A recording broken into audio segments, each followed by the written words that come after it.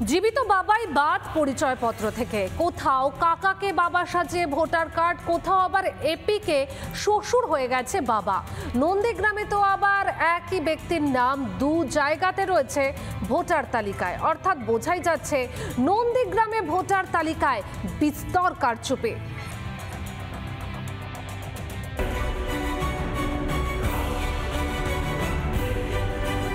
IR প্রক্রিয়া চলছে, রোজই নিত্য নতুন জালিয়াতির খবর সামনে আসছে।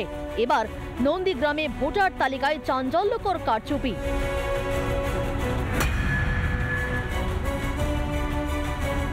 ব্যক্তি এক, বাবার নাম আলাদা।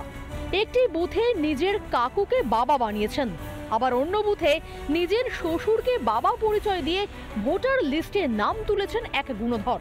অভিযুক্তের নাম শেখ জুলফিকার।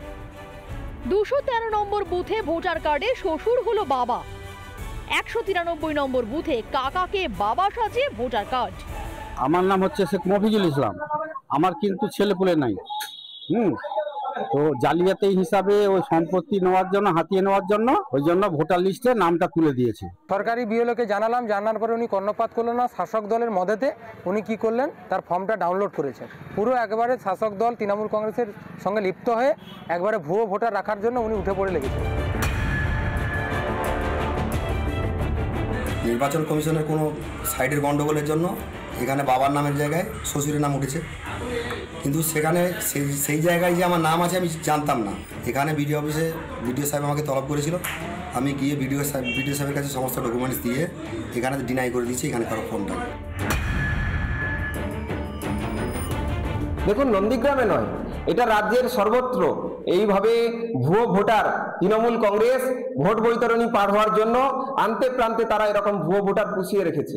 তার উদাহরণ আজকে নন্দীগ্রামে আপনারা হয়তো পেয়েছেন, কিন্তু আমাদের রাজ্যের সর্বত্র এইভাবে আমাদের রাজ্যের বহু প্রথম সারি নেতা, আমাদের বিরোধী দল নেতারা বারে বারে নির্বাচন কমিশনারে অভিযোগ করে এসেছে।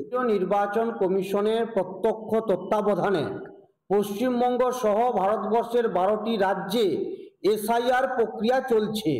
এই প্রক্রিয়াতে যদি কোনো ত্রুটি কিংবা ভুল ভ্রান্তি আমাদের চোখে আসে, তার পুরো দায় কিন্তু কেন্দ্রীয় নির্বাচনের উপরেই বর্তায়।